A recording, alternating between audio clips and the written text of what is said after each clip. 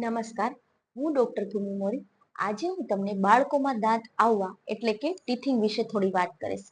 Generally 7મા કે 8મા મહિને બાળકોમાં દાંત આવવાનું શરૂ થતું હોય છે, પરંતુ ક્યારેક અમુકને 4થા કે 5મા મહિને પણ સ્ટાર્ટ થઈ જાય છે અને અમુક બાળકોને ઘણું લેટ આવવાનું શરૂ થાય છે. બાળકોમાં ટોટલ 20 દાંત હોય છે કે જેને દૂધિયા દાંત કહેવાય છે. બાદમાં એ પડીને નવા દાંત બીજા આવી જતા હોય છે. સૌથી પહેલા નીચેનો દાંત આવે છે એટલે કે સેન્ટ્રલ લોઅર ઇન્સાઇઝર આવે છે, ત્યારબાદ ઉપરનો દાંત આવે છે અને પછી બીજા બધા દાંત આવે છે. ઘણા બાળકોને ઉપરનો દાંત પહેલા આવે. દાંત આવવાનું શરૂ થાય ત્યારે સૌથી કોમન સિમ્ટમ્સ કયા જોવા મળે છે? સૌથી કોમન છે ચીડિયાપણું એટલે કે ઇરિટેબિલિટી. ત્યારબાદ મોઢામાંથી લાળ ટપક્યા રાખે છે, બાળક ફીડિંગ ઓછું કરી દે છે, પેઢાના ભાગમાં સતત ખંજવાળ આવે છે, અવનવી વારંવાર વસ્તુઓ મોઢામાં નાખવાની આદત પડી જાય છે, જેના લીધે ઇન્ફેક્શન લાગવાના ચાન્સીસ વધારે રહે છે, જેથી ફીવર અને ડાયરિયા જેવા સિમ્ટમ્સ જોવા મળે છે.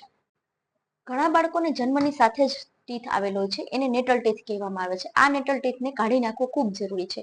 જો એ નેટલ ટીથને કાઢી ન નાખીએ અને કોઈ કારણોસર બાળકની અમુક હરકતો કે અધર કારણોસર જો એ ટીથ બાળકના પેટમાં જતો રહે તો કોઈ પ્રોબ્લેમ નથી, પરંતુ જો એ શ્વાસ નળીમાં જતો રહે તો શ્વાસ રૂંધાવાની તકલીફ થઈ શકે છે. હવે આપણે વાત કરીએ લેટ ટીથિંગની. બાળક 1 વર્ષનું થાય છતાં પણ ટીથિંગ સ્ટાર્ટ ન થાય તો ઘણા પેરેન્ટ્સને ચિંતા થતી હોય છે.